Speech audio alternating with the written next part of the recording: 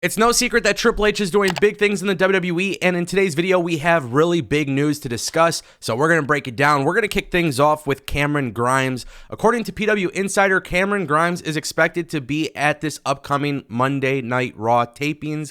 Now, whether or not he's going to be used for the main roster, or if he's going to be used on main event, has yet to be answered. But there is a belief that Cameron Grimes will be there on Monday night, and this is the step in the right direction, obviously, for Cameron Grimes. As you guys know, Cameron Grimes has been in NXT for a little bit of time. A lot of people, a lot of fans, a lot of people in wrestling believe that Cameron Grimes is going to be a really good asset to the WWE main roster. He understands that you have to have great character work, but he also understands that you got to put on entertaining matches.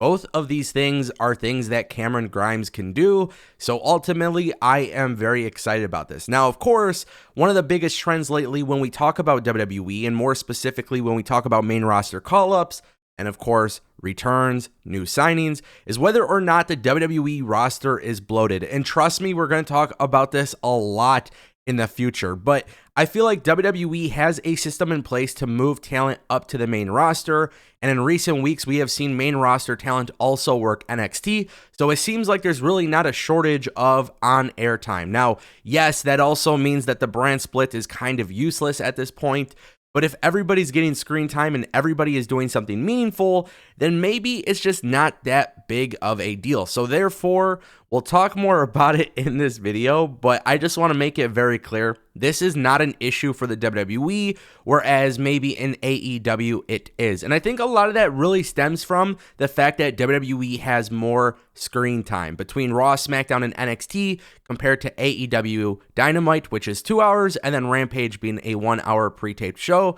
Obviously, there are a lot of differences. Now, when we talk about Cameron Grimes going to the main roster and we talk about a bloated roster, we got to talk about some returns because WWE does have a bloated roster.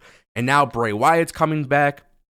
Now we've seen Karrion Kross come back. We have seen quite a few talent come back. Well, WWE actually has more returns planned. And according to the Wrestling Observer newsletter, it appears that Mia Yim is actually not the only person that WWE wants back. So there are 3 names that are being heavily rumored right now that WWE is interested in bringing back. Mia Yim, Chelsea Green, and of course Jonah, aka Bronson Reed. Now you might be wondering, why do I feel like it's not a big deal that WWE is bringing talent back? And I think we need to clarify this in a video so people truly understand what I mean when I say it's a non-issue for WWE. For starters, Triple H inherited a really big roster from the Vince McMahon era. Despite all those roster cuts that WWE had throughout the years, Triple H still inherited a roster that maybe he didn't want to have, right? So we have seen guys like Max Dupree get shifted back into LA Knight. We have seen a ton of talent get swapped around, moved around, and we've seen some talent get repackaged as well, like Elias, who is coming back on next week's episode of Raw.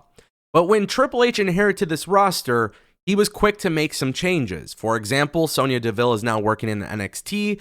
We've seen Natalya in NXT. We saw Dolph Ziggler in NXT this past year. So here's the thing. If I am WWE and I am signing all of these people, the one thing that fans need to remember is, yes, WWE brought back Candice LeRae. They brought back Johnny Gargano. They brought back Karrion Kross. They brought back Bray Wyatt.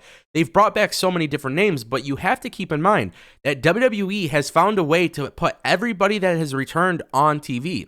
Keep in mind, Dexter Lumis returned to WWE, and instead of having a match every single week that was meaningless, he has been basically stalking and harassing The Miz on a week-to-week basis. And they've created some sort of intrigue without him necessarily having to wrestle and become overexposed.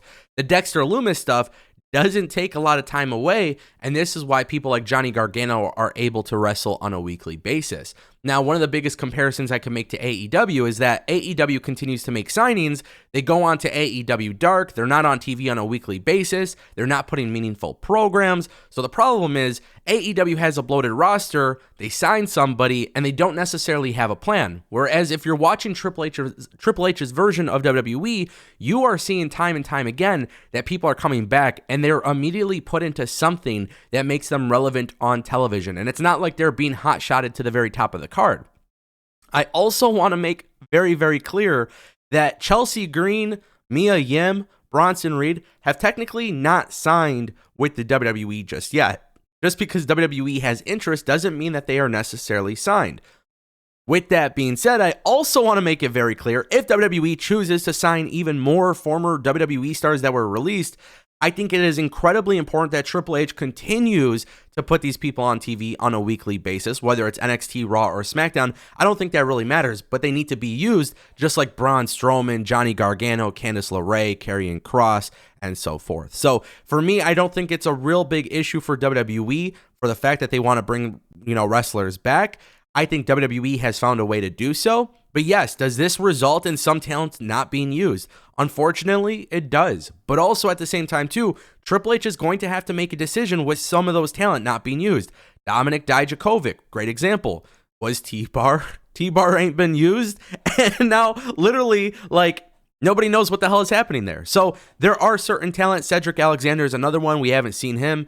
So WWE has to figure out a way to do it.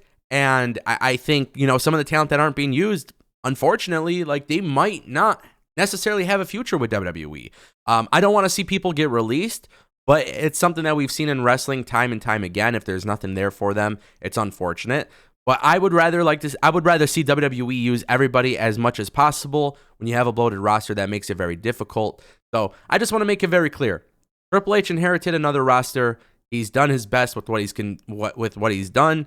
I feel like he's done a really good job so far, but if you're going to keep bringing people back, you got to continue that. You can't just keep signing people and then not use them. And that's where things need to get, spoken about, and people need to talk about this. I want to talk about Bray Wyatt and the Wyatt 6. Very, very interesting stuff, because obviously a lot of people have been talking about the Wyatt 6 members. Now we know kind of an idea of what might actually be happening here. So Dave Meltzer reported in the Wrestling Observer newsletter that there are very long-term plans for this group going into WrestleMania. Now, obviously, there's been a lot of speculation. Joe Gacy, Grayson Waller, Alexa Bliss, Liv Morgan, Eric Rowan, Bo Dallas, this person, that person. I mean, there is a lot of speculation here. Now, basically, one of the things that have been talked about is that the rumors for the Rambling Rabbit is that it's Eric Rowan. The rumors also indicate that Bo Dallas is the Fiend, right? So Taylor Rotunda, Bo Dallas, we know that he's coming back. The belief is that he's going to be the person playing the Fiend or whatever. There were other people that were mentioned as well as the Dyad, right? Which I think makes sense. If you're going to talk about Joe Gacy, you got to talk about the Dyad. Obviously, there's a lot of talk about the Wyatt 6 and what can happen. Then, of course, you have Vincent and Dutch, who are recently backstage on WWE Raw. WWE has trademarks for Uncle Harper and Uncle Howdy, so this is creating a lot of confusion as to whether or not they're part of the group. Now, WWE sources have indicated that some of the speculation is accurate, but for some of the other members, it is not accurate. So perhaps, maybe Grayson Waller did play Mercy the Buzzard at, Extreme Rules, but maybe Grayson Waller isn't actually part of the Wyatt 6. It's going to be really interesting to see how this develops over time, but the idea that we know at least a few of the members have somewhat been revealed, it's kind of a cool thing to see how this transpires over time, because honestly, this could be make or break for Bray Wyatt. So let me know what you guys think down below.